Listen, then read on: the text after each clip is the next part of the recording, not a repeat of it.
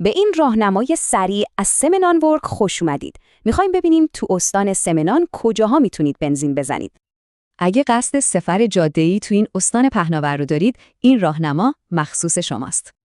دیگه لازم نیست نگران پیدا کردن پمپ بنزین باشید. ما کارتون رو راحت کردیم.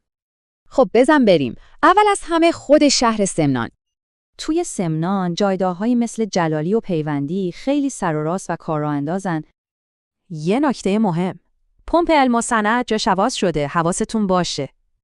حالا میریم سراغ شاهرود. ببینیم اونجا چه خبره. شاهرود هم جایگاه‌های قدیمی و معروف داره، هم گزینه‌های مدرن و جدید.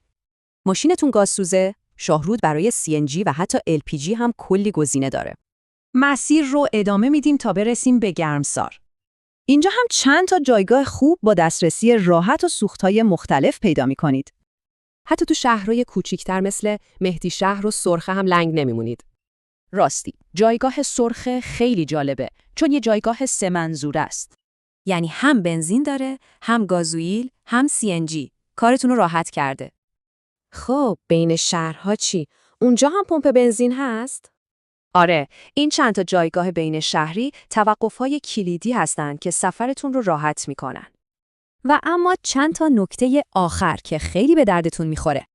یه سوال مهم، همه جایگاه‌ها CNG دارن؟ نه همشون، ولی تو شهرهای اصلی مثل شاهرود و سرخه راحت پیدا میشه. خب، حالا چجوری نزدیکترین جایگاه رو پیدا کنیم؟ بهترین کار استفاده از اپ‌های مسیریابه. نشان و بلد عالی عمل میکنن. یه سوال دیگه که برای مسافرای شب خیلی مهمه. بله، خیالتون راحت، بیشتر جایگاه‌های اصلی توی جاده‌ها شبانه روزی هستن. می‌بینید با یه برنامه‌ریزی کوچیک سفرتون توی سمنان بی‌درد سر میشه. اینم از راهنمای ما. حالا شما بگید مقصد بعدی سفرتون کجاست؟